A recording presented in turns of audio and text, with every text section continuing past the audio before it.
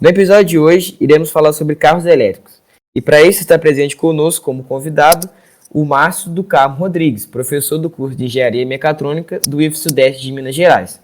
Ele atua nas áreas de eletrônica de potência, sistemas de energia renováveis, sistemas fotovoltaicos, veículos elétricos, qualidade de energia elétrica, sistemas embarcados e sistemas de controle. Então, nada mais, nada menos que um especialista para falar desse tema. Olá, pessoal. Bem, meu nome é Márcio, né? Sou professor do Núcleo de Eletrônica e Automação do campus Juiz de Fora e trabalho com os cursos de Engenharia Mecatrônica, o Técnico Eletrônica e o curso de Engenharia Elétrica que vai iniciar agora nesse ano nosso aqui. Prazer estar com vocês hoje. O prazer é nosso. E assim, eu trouxe aqui um contexto, né, para trazer informação para o pessoal, porque, digamos assim, desde que a tecnologia foi avançando e tudo, não é a ideia de carro elétrico não é agora, né? Não é uma ideia assim tão moderna. É moderno, né? Porque não tem muito tempo que o carro foi inventado e tudo, mas a ideia de usar eletricidade não é tão nova, sabe? O máximo que limitava era as baterias, né? Porque para você montar um carro, você não depende só de uma coisa, você depende da tecnologia de manusear o próprio metal e entre N outras coisas que envolvem montar um carro, né? Mas desde de antes já existiam protótipos ali, funcionais até, antes mesmo do conceito de carro moderno, né? E atualmente, com o desenvolvimento da tecnologia, e principalmente das baterias e tudo, a gente consegue trazer novas tecnologias, novas propostas e ao mesmo tempo diminuir o custo também, né? Porque para o carro, né, rodar precisa ser econômico mais do que o carro a combustão, né? Que é o mais popular, que até então rende mais do que o carro elétrico, né? E atualmente a gente tem alguns modelos famosos, né? Eu acho que o modelo mais famoso é o Tesla, né? Que todo mundo conhece, mesmo não vendo, sabe falar e tudo. E aí, para começar, né? Nada melhor, eu gostaria de perguntar assim para você dizer um pouco como que funciona um carro elétrico, né? Como que é por dentro ali o motor, como que é o carro elétrico. Aproveitando o seu gancho aí, eu vou comentar em relação a essa história, né, dos carros elétricos, que você disse é de fato bem antiga e ela é mais ou menos coincidente com a história dos carros que a gente tem como carros comuns hoje, que são os carros a motor a combustão interna, né? Na virada do século XIX para o XX, lá em 1900, né, aproximadamente, você tinha mais carros elétricos fabricados no mundo, né, em particular nos Estados Unidos, do que carros a gasolina. Só que aí, com o tempo, né, algumas condições que não eram tão favoráveis para os carros elétricos na época fizeram que a tecnologia de carros elétricos ficasse meio que esquecida e os carros a motor a combustão se distanciaram em termos de produção e venda em forma de atender, né, o que se esperava de um carro. E depois, atualmente, com avanços tecnológicos na área de baterias, na área de potência, de controle de máquinas elétricas, consegue-se aí ter desempenhos de carro elétrico tão bons, né, ou até superiores do que os carros a combustão. Falando o que tem dentro do carro. Antes de saber disso, a gente tem que saber o que é um carro elétrico. Né?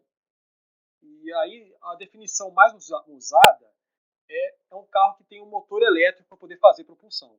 Então, eu tenho carros que são puramente elétricos, são movidos só a bateria, e tenho carros híbridos também, que eu vou ter motor elétrico e um motor a combustão trabalhando ali de forma conjunta, compartilhada, para fornecer ali propulsão e fazer o carro se movimentar. E qual que é a diferença básica, né, de um carro elétrico e um carro convencional? No carro elétrico, seja ele elétrico, puro elétrico, né, que a gente chama de veículo elétrico bateria, ou um híbrido, que eu utilizo como motor a combustão, eu tenho uma fonte de energia embarcada, que é um banco de baterias, e esse banco de baterias, por meio de circuitos eletrônicos, que são conversores estáticos, conversores de eletrônicos de potência, vão fazer com que eu pegue essa energia armazenada no banco de baterias e a modifique de modo que ela consiga acionar o motor elétrico e fazer aí com que o carro se movimente. Então, tem os circuitos ali, conversores de corrente contínua para corrente contínua, e circuitos inversores, que vão fazer o acionamento, que pode ser totalmente elétrico, ou pode ser haver um compartilhamento desse acionamento das rodas do carro. Basicamente, é assim que funciona. Então, tem a bateria, e essa bateria, a energia armazenada nela, é levada até a roda por meio de circuitos e motores elétricos, ou motor elétrico, ou motor só, e eu posso ter esse funcionamento junto com o motor a combustão, no caso de um veículo híbrido. É muito interessante, né? E uma coisa que também é peculiar no funcionamento do carro, né, é a questão que precisa, porque o carro a combustão ele é totalmente mecânico, né? Se for para parar, você tem que apertar o freio, que vai diminuir o giro da roda e tudo, só que o carro elétrico ele já tem a indução já de primeira, né? Tanto que tem vários vídeos de testando o Tesla, que o Tesla ele consegue chegar até 100 km mais rápido do que outros carros rápidos, até só a combustão. E isso faz a diferença também, tanto para começar a andar e tanto para parar a andar, né? Isso, acho que talvez isso, né, influencia também na própria segurança e ali no dia a dia quando você está dirigindo. E sobre isso, né? Isso tem a ver diretamente com a sustentabilidade, né? Porque por ser um carro elétrico não tem a descarga ali do CO2. E aí sobre isso queria perguntar, qual é o ganho ambiental que a gente ganha quando a gente adota a utilização de carros elétricos? Bem, esse ganho que você está citando aí, ele está intimamente ligado ao motor elétrico. Né? Que o motor elétrico a gente consegue ter ali uma capacidade de transferência de torque em velocidades lentas que a gente não tem normalmente no motor a combustão. E tanto também na questão da frenagem, que eu consigo também não só dissipar energia no freio do carro, mas como recuperar energia nessa frenagem. Então isso possibilita eu conseguir ter uma frenagem até mais, digamos, mais rápida, porque eu não só estou queimando energia, mas como estou guardando energia de volta e recuperando a energia da frenagem.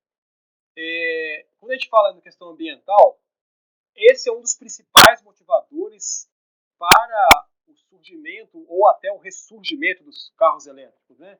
Lá na década de 70, que teve aquela crise do petróleo, dali que se iniciou a tecnologia, né, e a preocupação com vamos buscar uma alternativa ao petróleo, e aí a tecnologia para veículo elétrico foi sendo melhorada, né, até que se chegou aí na década de 90 ali o que se chama de era moderna dos carros elétricos.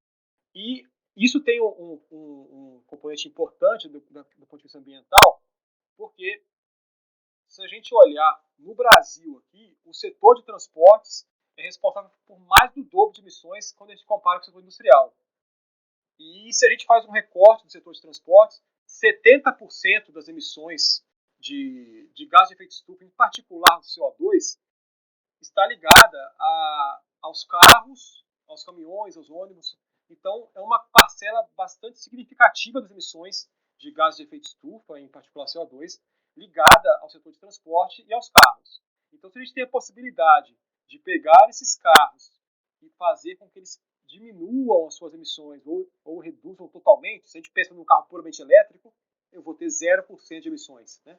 Já quando é um híbrido, isso varia de acordo com o tipo do carro, o grau de hibridização do carro, como que é a fonte de energia utilizada para alimentar o carro, varia de 20% a 90% de redução. E então a gente, com o carro elétrico, a gente consegue reduzir essas emissões e, inclusive, quando a gente considera as emissões de energia elétrica vindas de fontes que não são fontes que a gente chama de limpas, né? Uma vez que eu estou com essas emissões agora concentradas na usina e não estou com as emissões dispersas no escapamento de cada carro. Então, eu consigo reduzir aí essa emissão que está mais próxima da população, e essa redução de emissões de poluentes nos centros urbanos tem um impacto importante na qualidade de vida da população. Porque porque eu vou ter menos aí incidência de doenças respiratórias e dos gastos associados a isso, tanto gastos particulares quanto públicos. Quando a gente fala de sustentabilidade, você perguntou qual que é a sustentabilidade, né, dos carros elétricos, a gente tem que entender o que é sustentabilidade. Eu penso, né, a gente pensa num sistema equilibrado, em que eu tenho suprimentos, no caso fontes de energia, que vão ser utilizadas sem comprometer o seu uso para gerações futuras, associando a questão ambiental com a questão social e socioeconômica, e a questão econômica.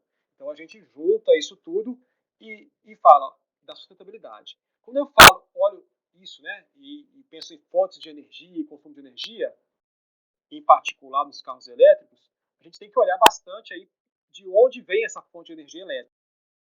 Né? E o Brasil tem uma vantagem em relação ao mundo, né, como um todo, em relação à produção de energia elétrica, e mais de 80% da nossa matriz energética é de origem limpa, de origem renovável. Então, seriam energias sustentáveis, né? Enquanto o mundo aí está nessa média de 25%.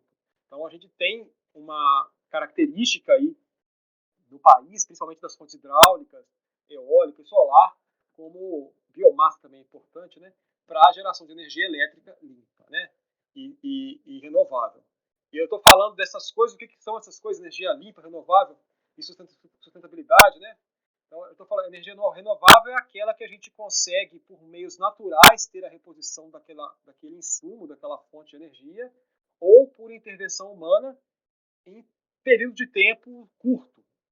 Né? Se a gente pensar, então, eu tenho o ciclo da água, né? O ciclo, como eu vou utilizar uma planta para poder gerar energia elétrica, né? Ou gerar etanol, por exemplo, no caso da cana-de-açúcar. O crescimento dessa planta tem que ser rápido, não pode ser algo que vai demorar um ciclo longo.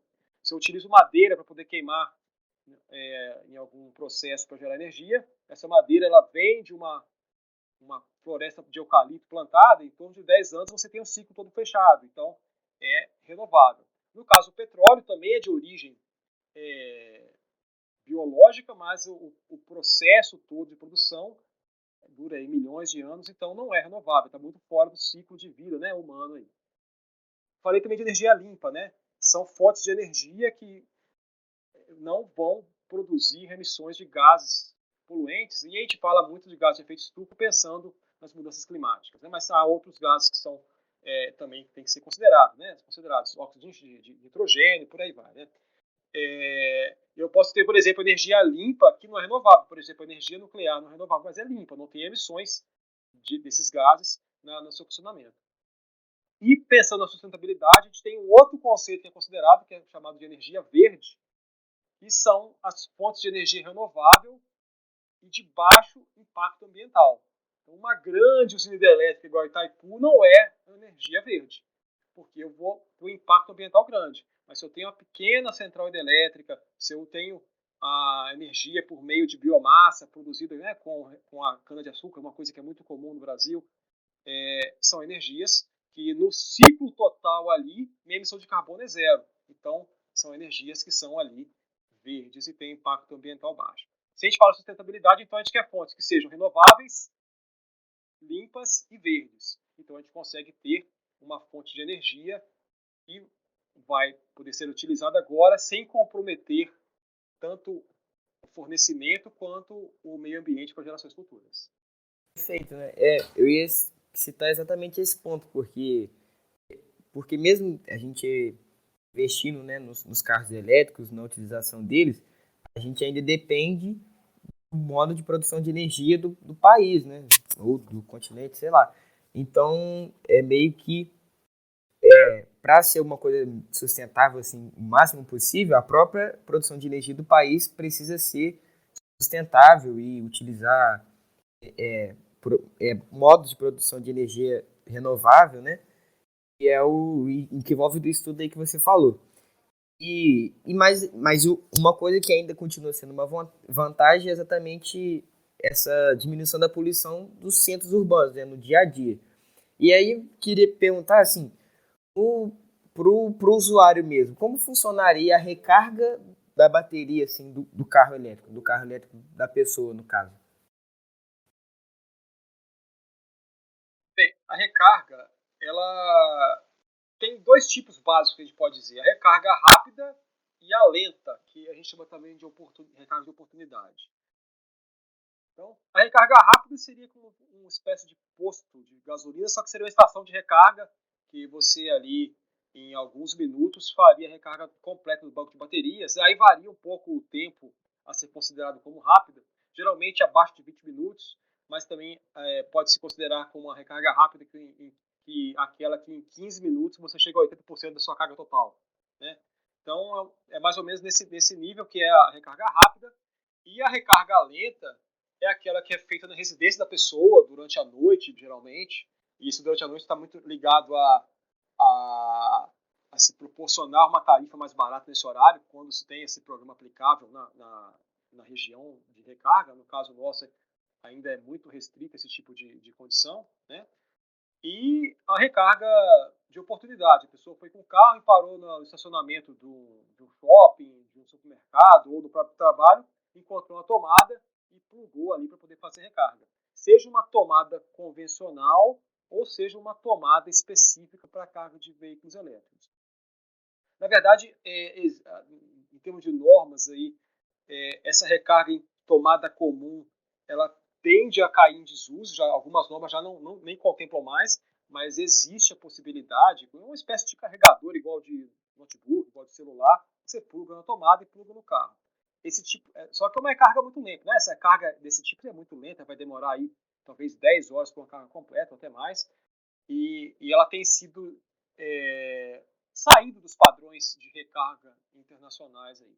O que tem se feito é esse ponto de recarga específico para carro elétrico, que seja na garagem de uma casa, ou num supermercado, ou num estacionamento público. Mais ou menos nesse sentido aí.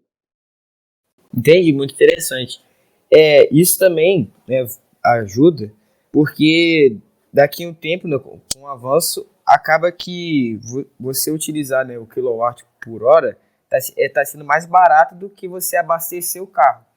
Então, às vezes, mesmo você pagando mais pelo carro elétrico, né, você vai economizar a partir que você comprou o carro, de não ter que ficar abastecendo com a gasolina, né, que seria o modo, por enquanto eu falo convencional. E entrando nisso, né, você podia fazer assim uma comparação mais direta entre o carro elétrico e o carro a combustão, assim, em termos de vantagens e desvantagens? Bem, a gente pode fazer várias comparações nesse sentido, né? Vou começar falando então dessa questão do custo operacional, né? Quanto que custa para rodar com o carro. E depois a gente passa em outras partes aí, em questões ambientais, em questões de fabricação, né? Que são pontos que têm que ser considerados, né? Bem, a gente tem aí alguns estudos que comparam um carro elétrico com um carro, vamos dizer, convencional, né? Um carro a gasolina, por exemplo. E a comparação mais certa a ser feita, em vez de fazer quilômetro por litro, quilowatt-hora por quilômetro, é fazer então, assim, em vez de fazer essa comparação de quilômetros por litro, a gente faz energia por quilômetro. Então, quilowatt-hora por quilômetro, megajoule por quilômetro. Então, existem alguns estudos, peguei os dados aqui de um estudo que já é antigo, já tem mais de 10 anos, que é do pessoal da UERJ, né, do professor Pecorelli lá, que eles pegaram um carro lá, um sedã, e fizeram testes, e aí o elétrico apareceu lá no estudo deles, lá, 33% mais eficiente. Na época lá, o litro da gasolina era 2,58. Só para a gente ter ideia, assim, que a inflação como que ficou nesse período, né? E o quilowatt-hora estava vendendo em torno de 50 centavos, isso que eles consideraram. Hoje é 60 a 76 centavos aqui na nossa área de concessão. Aí tem imposto que entra em cima, pode ficar em torno de R$ 1 aí, a gente pode colocar o valor.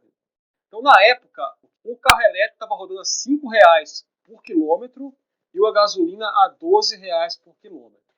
Mas era um cenário bem diferente do que a gente tem hoje, A gente pode comparar, talvez, aí, de forma relativa, né? Então, o custo operacional ali, metade, basicamente, pouco menos da metade, para rodar com carro elétrico. Em termos de valores de hoje, tem uns dados que eu encontrei aqui, de diversos carros elétricos rodando, aí, considerando 1,10 o kWh, já considerando incidência de impostos, então são feitos com tarifas do estado de São Paulo, são um pouco diferentes das nossas, por causa de impostos e tal, mas pegando um carro aí, não é um sedã igual ao do estudo do Pecorelli, mas que é um hatch grande, aí, vamos dizer assim, em torno de 16 centavos por quilômetro o custo do carro, e a recarga em torno de R$ 44. Então, para encher o tanque, seria R$ 44 com esse carro para ele rodar 270 km. Meu carro a combustão não tem uma eficiência muito boa, eu gasto hoje aí em torno de uns R$ 200 para poder encher o tanque dele para rodar algo parecido. Um pouquinho mais, talvez, né? Mas é porque meu carro, o desempenho dele não é muito bom em termos de consumo. Então, a gente vê que o custo operacional do elétrico não tem comparação com o custo operacional do carro a gasolina. E tem um ponto que a gente tem que levar em consideração, né? O elétrico a gente está pagando em reais. Hoje em dia a gente paga gasolina em dólar, né? Ela fica pulando aí com o mercado internacional, então é como se a gente estivesse pagando em dólar a gasolina, então a gente tem aí flutuações do petróleo que a gente não tem com a energia elétrica. Então a gente tem, mesmo com essas bandeiras de escassez hídrica, a gente tem uma segurança maior aí de custo do que com o caso dos combustíveis fósseis, né, combustíveis em geral, né, até o etanol nessa história aí. Então, nesse ponto de vista, o elétrico tem essa vantagem, além do custo, uma questão de segurança também energética, a gente pode dizer isso nesse sentido assim. Mas tem outros pontos que a gente pode comparar, né, os dois. Né? Por exemplo, em termos de emissões. É claro que o elétrico ele não tem emissão no carro e a combustão vai ter emissão. Né? Só que a gente tem que olhar esse aspecto de emissões não só no carro, mas no ciclo todo, como eu já comentei. Né? Então, e esse não só de emissões, como a eficiência energética. Né? Um carro elétrico, a eficiência energética, por exemplo, do motor elétrico é em torno de 90%, ou até maior. Né? Já onde como motor a combustão, a eficiência sendo bondosa, em torno de 30%, mas ela vai variar de acordo com a rotação, né? Então, isso não vai ficar mais do que isso. Agora, quando a gente considera o processo todo, né, desde quando eu tiro o combustível até chegar na roda, então extrair do poço lá, que é o chamado well to wheel, ou da fonte de energia source to wheel, o elétrico todo tem aí uma eficiência global de 73%. E a gasolina chega a ficar aí a 13%. Então, a eficiência energética no carro elétrico é bem maior do que o carro a combustão. O que vai impactar, é claro, nas emissões ao longo do funcionamento dele. Só que tem um ponto que tem que ser considerado e que ele é muito importante, para o nosso caso do Brasil, ele gera para a gente uma perspectiva diferente do que outros lugares do mundo, é que a gente tem que considerar também a questão da fabricação do carro. Na fabricação, um carro elétrico tem um componente aí que gasta muita energia para a fabricação, que é o banco de baterias, o que reduz, considerando a fabricação do carro e a sua vida útil todo, a eficiência dele, que era bem maior do que do combustão, ela não fica tão maior. Ela fica, enquanto um fica em 12%, o outro fica em 25%. Então, o elétrico fica ainda mais eficiente no processo todo, mas já cai bastante por conta das baterias, da fabricação das baterias. E, hoje em dia, existe um problema sério, que é a fabricação das baterias. Porque essas baterias são fabricadas na China, na Coreia, utilizando fontes de energia que são sujas, que produzem muitas emissões. E o gasto energético, as emissões para fabricar a bateria de um carro elétrico, esse gasto é muito grande, as emissões são muito grandes. O que faz com que, para um carro elétrico ter a redução no ciclo todo de vida dele de emissões que supere as emissões de um carro a combustão, ele tem que rodar em mais de 100 mil quilômetros. Então, se eu pego um carro a gasolina e comparo ao longo da sua vida toda, quando o carro elétrico chegou a 100 mil quilômetros rodados, 120 mil quilômetros rodados, ele vai equiparar nas emissões globais, considerando o processo de fabricação. Então, isso já é um fator que pesa negativamente para os carros elétricos. E é claro que existe uma perspectiva e os fabricantes trabalham para isso, para que essas baterias sejam fabricadas de formas mais limpas, né? E esses acordos internacionais têm trabalhado em relação a isso. E, então, há a perspectiva que para 2025, 2030 se reduza muito as emissões na fabricação dessas baterias, mas são coisas que a gente tem que ver, né? Como que, de fato, esses tratados, esses acordos vão ser cumpridos e essas emissões vão ser, de fato, reduzidas. Agora, a gente tem, nesse aspecto, um ponto muito interessante, na hora que a gente olha a análise do ciclo de vida do sistema dos carros como um todo, a gente não tem nenhuma tecnologia hoje que supera o etanol nessa condição. Então, o carro pode ser elétrico a bateria, mas na hora que eu coloco fabricação até esse carro ser jogado como ferro velho, nenhuma tecnologia supera o carro etanol. A gente teve até um trabalho de conclusão de curso nosso aqui no campus, da Wanda Oliveira, que eu orientei com a professora Sara, em que ela fez essa análise com modelos matemáticos para diversos carros, né? E o carro etanol ele tem uma vantagem em torno da sua vida útil que o elétrico não chega nem a alcançar em termos de emissões de gases de efeito estufa. É claro que a gente tem outros aspectos que o carro elétrico vai ser melhor, mas nesse aspecto de vida útil, né, de ciclo de vida do carro como um todo, a gente não tem nenhuma tecnologia que bate o etanol hoje. E isso para a gente é muito importante porque é uma tecnologia que já é dominada no país, a gente tem uma fonte de biocombustível que não compete com produção de alimentos. A cana usa para açúcar, mas já tem estabelecido bem essa indústria, que não é nem mais de sucro alcooleira, é de energia, né? Essa indústria, como considerada hoje, energia, alimentos, né? Então, é algo bastante interessante para o país. E aí, esse é um fato que não torna os elétricos ruins. Isso mostra para a gente algumas direções. Por exemplo, a gente pode pensar em híbridos com etanol no país para substituir, por exemplo, aplicações que não são aplicações do etanol hoje, por exemplo. A gente não tem etanol em caminhões e ônibus porque o tipo de característica do motor a etanol não é adequado para esse tipo de aplicação.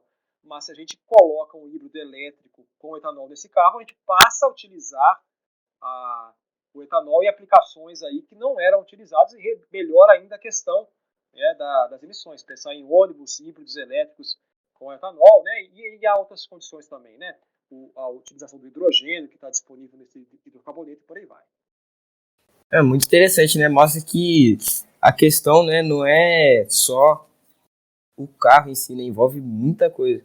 Eu até estava estudando aqui para poder apresentar, e aí eu ouvi uma frase assim que me trouxe uma reflexão, né? Que não adianta o carro ser elétrico, mas você recarregar ele num gerador de gasolina, né? E, tipo assim, não que seja literalmente isso, mas estou dizendo que não adianta muito o modo de produção ser isso e o carro ser elétrico, os modos de produção e todo o gasto, tudo isso que você está dizendo, mesmo que ainda seja compensador e vantajoso, não seja sustentável, né?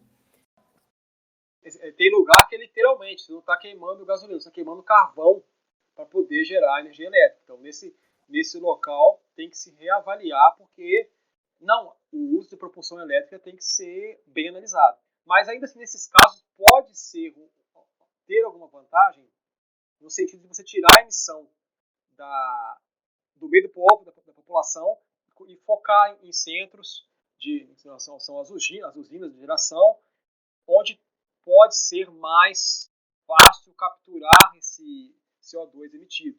Então, ainda assim, nesses casos, pode ser que haja interesse, seja interessante. E se a gente compara só em termos de emissões para o carro funcionar, ainda nesses casos é mais vantajoso a gente ter, por questão de eficiência, a geração suja e o carro elétrico. Mas na hora que a gente olha o global, a gente tem que olhar com atenção e ressalvas. Existe uma fala que eu vi outro dia de um engenheiro de uma instituto de pesquisa americano lá, que se chama Graham Conway, o engenheiro, que ele dizia que o futuro é eclético. O futuro não é elétrico, ele é eclético. A gente vai ter que juntar diversas fontes e diversas formas de utilizar energia para que a gente consiga atender as diversas demandas nossas com as melhores condições de reduzir impacto ambiental. E a gente vê isso no nosso sistema de energia, né? A gente foca só na hidrelétrica, quando tem pouca chuva, a gente passa perto. A mesma coisa vai para o sistema de transporte. A gente não pode pegar e focar numa tecnologia só na hora que os caminhoneiros fazem a greve e não tem combustível no posto, ninguém consegue andar de carro. Então a gente tem que diversificar nossa matriz de geração de energia elétrica e diversificar nosso modal de transporte. E tanto no ponto de vista energético, quanto da própria forma, né, como o transporte é feito, né? Transporte coletivo, transporte individual e por aí vai. E eu ia entrar exatamente nisso, né? Nessa diversidade, nessa mistura e nessa preparação, né? De certo modo, porque é uma coisa que envolve muita coisa, né? Porque energia envolve, né, a questão de geopolítica, de cidadania, etc. Situação econômica, geração de energia. E assim, uma pergunta que você pode responder de forma mais pessoal, se você quiser. Você acredita, né, que com, por exemplo, né, até você mesmo citou que o Brasil, a gente depende das hidrelétricas, né? E diante dessa situação e de uma forma mais geral, você acredita que o Brasil está preparado para abraçar e desenvolver essa tecnologia? Então vamos começar com a recarga, então. Né?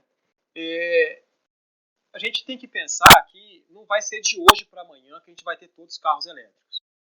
Então, é, é, é uma coisa que vai ser gradual, então dá tempo de ter planejamento para você conseguir atender a recarga sem ter um impacto importante para o país. Hoje, se a gente olhar hoje, o Brasil tem, quantos? Teoria aqui, 5 mil carros elétricos. Em que Juiz de Fora tem 200 e alguma coisa, pouco menos de 300. E a frota de automóveis brasileira é 59 milhões. Então, assim, é uma parcela muito pequena. E esses 5 mil carros elétricos, eles não são significativos para o sistema de energia elétrica. Então, dá para atendê-los normalmente. Quando eu estava no doutorado e eu trabalhei com particularmente essa conexão de carros elétricos com a rede de energia elétrica, eu fiz uma conta para ter uma noção ali de como que seria. Na época, a frota brasileira era 44 milhões. Aí eu fiz uma conta lá, comparando com alguns modelos, e a conclusão que eu cheguei foi que se de hoje para amanhã todos os carros fossem elétricos, a gente tem capacidade de atender esses carros. A capacidade instalada no país de energia elétrica é suficiente para atender esses carros e a recarga desses carros e a demanda que eles vão representar no sistema. A questão é, eu não consigo recarregar todos ao mesmo tempo, de forma rápida. Isso daí nunca vai ser possível, porque o investimento para isso é muito grande. E como que você faz com que isso não aconteça? É simples, a gente tem até alguns exemplos ao redor do mundo aí. Você coloca uma tarifa mais barata para recarregar durante a noite, por exemplo. Então, na hora que o sistema está desafogado, a demanda do sistema é muito baixa, você vai ter voluntariamente o consumidor, né, vai se conectar à rede para poder recarregar. Vai plugar lá o carro dele à tomada, programar a hora de recarga e ele vai começar a carregar. Então, do ponto de vista de infraestrutura do sistema elétrico, eu não vejo problema para a gente ter uma migração total para carros elétricos. Muito embora eu acredite, né, eu tenho quase uma certeza que ela não vai ocorrer. Né, a gente tem 59 milhões de carros no Brasil, automóveis. Né? Quanto tempo esses carros vão rodar ainda? Muito tempo. Um carro vai rodar em fácil 30, 40 anos. Né? Então, essa migração ela vai ser muito suave, então dá para ser atendida com um planejamento aí até de médio prazo com tranquilidade. Né? Já em relação à fabricação, já houve aí iniciativas dos fabricantes de automóveis, montadoras, de nacionalizar a fabricação dos carros. no primeiro momento a montagem, e depois até a fabricação dos componentes todos no Brasil. Só que houve entraves aí que não permitiram que isso acontecesse, e entraves de ordem política mesmo, né? Questão de...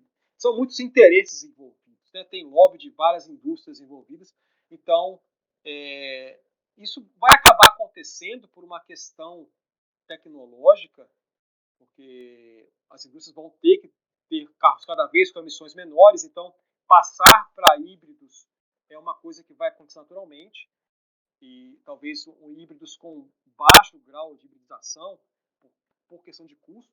Se a gente compara os carros mais baratos que a gente tem no Brasil hoje, aí, um elétrico custa quase 3 vezes o mesmo carro a combustão, e com um custo da ordem aí de R$150 mil, e eu tenho certeza que uma parcela muito pequena da população tem condições de empenhar, né, um custo inicial tão grande para um carro, né, hoje.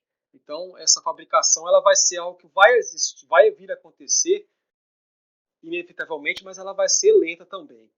Então, talvez tão lenta quanto o aumento da capacidade, da necessidade de geração de energia elétrica para atender os carros. Mas, de forma geral, e grosseiramente falando assim, o sistema de energia do Brasil comportaria tornar todos os carros brasileiros elétricos hoje.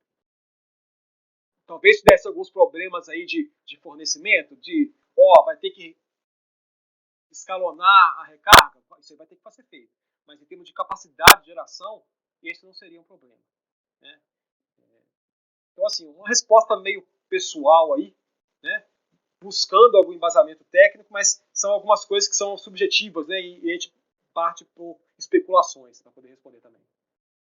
E não, assim, depois, né, de estudar, ou até ouvir você nas perguntas anteriores, acho que eu também tenho essa visão, não com tanto embasamento, né, igual você fez a conta, eu não sabia disso, não imaginava isso, achei muito interessante, mas é o que eu penso também, tanto do Brasil, tanto do mundo, né, eu acho que, digamos, é bem esse o caminho que você vai seguir. Também, né? A gente tem uma frota de carros que gera aí uma rede de empregos para poder fabricar peças para esse carro, para dar manutenção desse carro. Temos aí uma série de oficinas com as pessoas até que já trabalham há muito tempo. Então, assim, pegar esse pessoal e falar assim, amanhã não tem carro a combustão mais, se fosse possível falar, seria uma coisa muito complicada também, porque a gente tem que qualificar essas pessoas para conseguir atuar na manutenção desses carros elétricos, que vai ser, em alguns pontos, muito diferente da manutenção de um carro a combustão, né? Então, assim, tem muitos aspectos envolvidos e é bom que essa mudança ela vá acontecendo de forma suave. A gente limpa a matriz elétrica, limpa a matriz de transportes, mas que a transição definitiva seja algo, se ela for ocorrer algum dia, que ela ocorra de forma suave, até para acomodar essas pessoas que trabalham e têm seu sustento dependentes do carro convencional, né? Com certeza, disso tudo. E eu queria propor mais uma, de que, né, ali no funcionamento dos carros elétricos, depende também de um software, né, tipo, para poder fazer com que o carro ande, que o carro tenha suas funcionalidades, etc. Né, diferente de a combustão, que não tem como você, digamos assim, mecanizar isso, né? Mas com a energia elétrica é possível, né? Então talvez a gente tenha aí, com isso, né, com esse apelo de desenvolver novas tecnologias, novos caminhos e outras maneiras, outros pontos de vista, a partir da pesquisa do carro elétrico, a gente ganha também outras vantagens, né? outras peculiaridades, né? Como, por exemplo, a automação, né, de carros elétricos, a maior segurança também, porque juntando o fato do carro ser mais econômico, ter a tração maior, né, a tração automática, a gente consegue ganhar exatamente essas vantagens. Então você acha que o caminho, o plano ainda é seguir desenvolvendo essas outras coisas externas, ou você acha que vai ser assim, bem parecido com modelos de carro que a gente tem hoje, apenas o que vai mudar mesmo é mais ali questão do motor e da poluição, etc. Bem, se a gente pensa em termos de tecnologia, a gente olha, os carros estão cada vez mais tecnológicos, né? Tanto carros a gasolina, né? Quanto elétricos. E isso daí tem influência bastante importante na segurança, né? Você vê que tem controle de estabilidade de tração, a gente tem também assistência da direção, então são coisas que vão envolver ali sensores, algoritmos que vão rodar ali dentro de microcontroladores, processadores dedicados para essas operações, e isso daí é algo que depende muito do mercado. Se o mercado absorver bem, estiver absorvendo bem, né, essas tecnologias, elas vão se manter. Senão, elas vão tender a ficar cada vez, vão ficar mais restritas, né, a modelos mais sofisticados. A gente tem, inclusive, aí, critérios de teste de segurança, né, que a gente, de carros que são considerados hoje, que já pega. Se o carro já não tem controle de estabilidade de tração, ele já perde um monte de pontos. Então, assim, espera-se que no Brasil siga-se o que está sendo feito no mundo inteiro, né, vamos falar de países mais desenvolvidos, que os carros fiquem mais tecnológicos, mais seguros. Então, a gente vai seguir e o elétrico segue naturalmente com isso, né, com esses graus de automação. Eles já também estão disponíveis nos carros a gasolina, né, eles estão ali, e o que a gente vê também é uma tendência à eficiência energética. Mesmo que o carro não seja elétrico, a gente tem um conceito de carro mais elétrico, né? Que eu troco atuadores que seriam ali hidráulicos, pneumáticos, por atuadores elétricos. Então, isso vai me possibilitar maior eficiência e uma flexibilidade de controle desses elementos por software, e o software que está integrando ali, né, todos os elementos do carro. É claro que isso vai também gerar, possivelmente, um custo de manutenção maior do que uma peça ali, mecânica mais simples, no caso de um defeito. Mas o benefício que esse tipo de sistema mais automatizado, né, e mais tecnológico nos traz, compensa, né, esse risco nesse caso aí. E a gente vê, inclusive, com essa situação atual, né, de escassez de semicondutores, e até agora com a guerra da Rússia, lá, a invasão da Rússia, né, na Ucrânia, partes de carro, igual chicotes elétricos, estão ficando faltando porque a Ucrânia era um dos grandes produtores. Então, assim, isso está gerando uma discussão de mudar alguns paradigmas na construção dos carros. Então, assim, tem coisas que vão surgindo com a necessidade e podem ser avanços tecnológicos e mudanças na forma de construção que vão ficar, né? E o que se tem com os elétricos é algo que vai se manter, né? A facilidade de trabalhar com esses elementos no carro elétrico é natural, né? O carro já é elétrico, né? Então você reduz, assim, com certeza, atuadores mecânicos e ganha eficiência com isso. Porque a gente pensa muito no carro elétrico, um limitador dele é o banco de baterias e o quanto que ele vai andar, né? Um carro a gasolina, ele anda aí 400 km, talvez até 500, dependendo do carro, com o tanque. E com uma recarga de baterias aí, a não ser que seja um esportivo da Tesla, você não vai atingir essa marca de autonomia. Você vai ficar em torno de 200, 270, 300 km. E isso é uma preocupação do motorista. É até um fenômeno psicológico chamado de range anxiety. Seria tipo um transtorno pela autonomia, por autonomia, alguma coisa do tipo, uma tradução livre minha aqui desse negócio, desse termo. Que a pessoa fica com medo de andar com o carro e ficar na rua, né? Ficar sem combustível, ficar sem carga na bateria. Então, é considerado que a infraestrutura de recarga é mais importante para a popularização dos carros elétricos do que, de fato, ter um banco de baterias muito grande e a capacidade de andar com ele muito longe. E nesse aspecto, né, você tem nos Estados Unidos até a definição de quantos pontos de recarga tem que ter por pessoa em certo estado, tem uns números, umas métricas que eles usam assim. E no Brasil a gente está aí bem limitado ainda nisso, né? A gente tem aí alguns corredores de com infraestrutura razoável, né? Você pega, de repente, aí, alguns locais em São Paulo, né? E alguns projetos de concessionárias de energia junto com montadoras, mas a nossa infraestrutura de recarga ela é ainda muito limitada. Então, fica hoje no Brasil aí, basicamente, a pessoa para recarregar o carro por conta própria.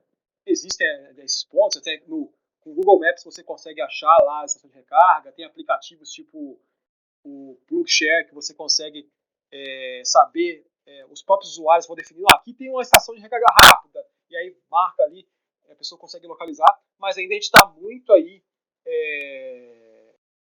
tímido nesse ponto de vista, né? Então, esse é um fator que aí, na hora da decisão da compra, né, se a pessoa tiver condições de comprar o carro, ela pode levar em consideração, vou ter dificuldade de recarregar ou não? Isso é um ponto em países que já está mais disseminada a tecnologia que se leva em consideração. E é claro que esses países aí têm a sua infraestrutura boa já, né? É verdade, né? Um ponto que eu não tinha parado para pensar. Ainda mais aqui no Brasil, né? Que é assim, um país continental e fica bem complicado, né? Porque pensando, por exemplo, na Europa, né? Tem país lá que cabe em estado daqui, né? Então esse seria realmente um obstáculo necessário para a gente continuar usando, né? Porque senão vai ficar, mesmo tendo tudo por trás, vai ficar inviável, né? A utilização dos carros. Sim, né? É uma parte importante do todo ali, né? Então, assim, na verdade, não é só o carro. A gente está pensando numa filosofia aí de ter infraestrutura e aí, se a gente olha também o carro elétrico, eu olho como professor da área de sistemas de controle eletrônica, eu não vejo como um carro, eu vejo como um equipamento eletrônico. Então, ali, a estrutura que tem dentro dele, a gente tem outras funções que podem ser atribuídas ao carro, né? Na hora que ele está estacionado, por exemplo, conectar na tomada, interagir com a rede de energia de formas diferentes, que não fazem parte do nosso papo aqui. Mas a gente pode, hoje, né? A gente pode vislumbrar coisas futuras aí de interação entre carro e rede de energia que a gente não tem disponíveis hoje. Pelo menos em grande parte do mundo. Talvez alguns locais de teste aí em projeto piloto. Com certeza, muito interessante. Então é isso. Alguém tem algo a mais a dizer? Uma pergunta não, mas só que achei incrível a aula de carros elétricos, né? Foi muito bem detalhado e achei muito bom. Com certeza, muito interessante. Também, e compartilhando até, né, a gente, o João, Josué e a Lara, a gente teve um trabalho hoje de energia, então a gente está estudando isso assim no ensino médio e foi muito, muito boa oportunidade, assim como vai ser também para as pessoas que eu vi quando for pro ar, de ver essa aula mesmo, igual o João Josué disse. Até agradeço. Ah, que legal. O objetivo não era ser aula, não. Era mais um bate-papo. Mas se foi aula, não tem problema, não. Mas bom que Aula no sentido de conhecimento, né? Da troca. Se você visitar aqui no Brasil, lá na Embraer, tem como chama? Um museu que eles têm lá. E aí o pessoal que trabalha lá fez um carro desse para competir nessa corrida que tem lá na Austrália. Então tem um desses que você consegue chegar perto. Pô, a mão você não consegue entrar. Mas é bem legal. Assim, é coisa assim, tipo protótipo experimental, mas é um negócio que tem, né? E assim, tem aqui. Se for em São José dos Campos algum dia, vai na Embraer nesse museu que é bem legal, tem esse carro lá. Da hora, muito da hora. Então é isso, podemos finalizar. Agradeço ao Márcio de novo, né, pelo belíssimo episódio que temos. A nossa equipe, né, o Josué, o Sávio, a Lara, a Márcia por coordenar esse projeto. E é isso, podemos finalizar. Até um próximo reencontro.